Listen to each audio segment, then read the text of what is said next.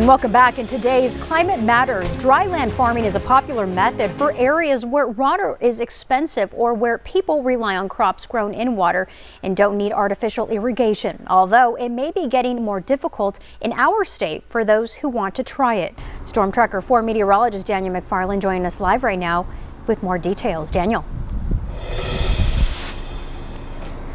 Angelique, it does get a lot more difficult, but it's easier in the northern half of our state. But it was a very popular method here in the southern half.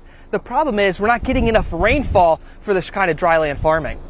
Of course, worrying about the weather is something farmers always do. But on the other hand, they know that things have changed and it's gotten a little bit more problematic. The problematic part is that estimating rainfall is very difficult when you're so reliant on one rainy season a year.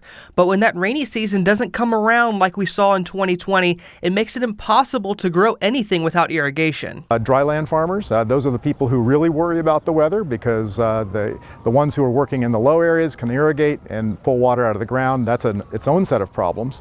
But dryland farmers worry about the weather a lot. Tohono O'odham natives to this area only had this method to grow prickly pears, squash, and beans, and it worked for thousands of years. And now it's getting tougher with the more hot and dry conditions.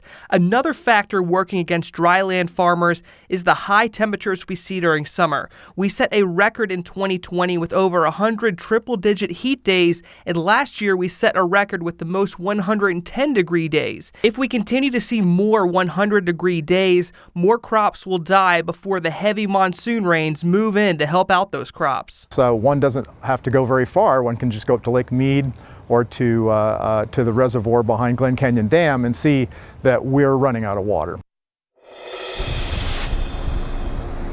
And this winter's been promising. We've seen a lot of rain so far. We have another system moving in Thursday and Friday that's going to help out with the rain totals, and another one following after that. So that might go a long way to help out those dryland farmers. From the west side, Daniel McFarland, News 4 Tucson. Thank you, Daniel. And if you've missed any of our previous Climate Matters stories, head to our website at KVOA.com/Climate Matters.